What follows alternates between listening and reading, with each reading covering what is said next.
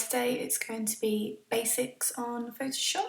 So just to explain this, down here is the toolbar, and up here we've got all of our options. Over here we have our layer properties as well. Okay, so the first image I'm going to edit today is going to be this image, which is of Spitalfields Market.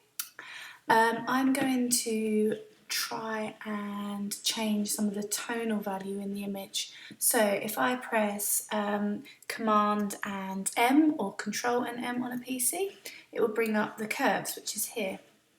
To keep the tones fairly normal, I'm going to click the middle area, and then I'm going to start to move this curve.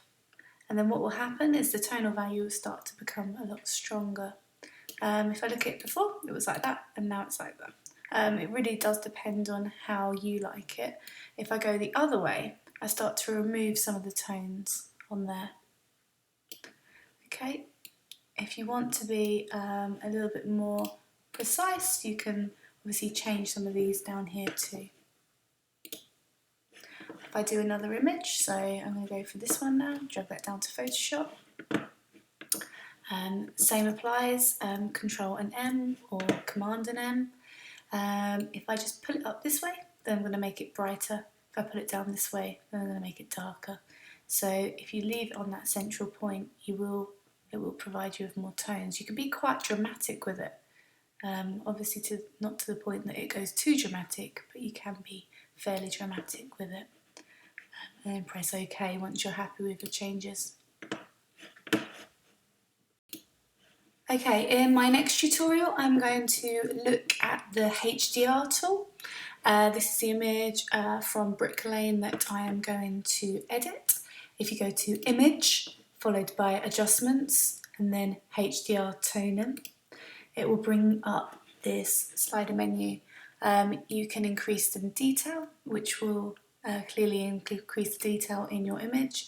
If you increase the strength, then you'll start to see a lot more highlights and shadows as well. The radius will show you how big the highlights are going to be. So you can be quite dramatic with how you apply your HDR toning. This will improve the shadows or take them away. This will intensify the highlights or take them away. You can also remove saturation in this tool as well, so you might feel that you want your image in black and white if it works better, or you may wish to over saturate your image if you go this way. If I look at it before, it's looking like this. It's quite a nice image, but obviously with the HDR toning you can really intensify some of your tones. Okay, in this tutorial I'm going to be looking at the hue and the saturation on Photoshop. You can press Command and U or Control and U and it will bring up this tool here. It's a very simple tool. It will look at colour balance, so if you wanted to change the colours in your image you can move through. Obviously keep it as 0 if you want it to be normal.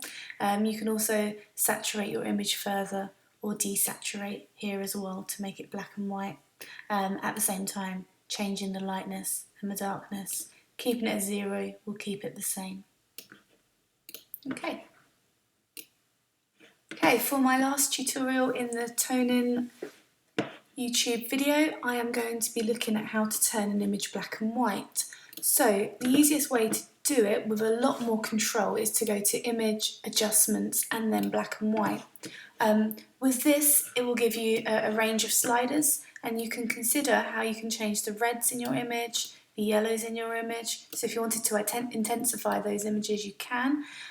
Move down and move up. We can look at how to move the cyans down and up as well, and the blues. So it gives you a lot more versatility when you are changing the tones in your image.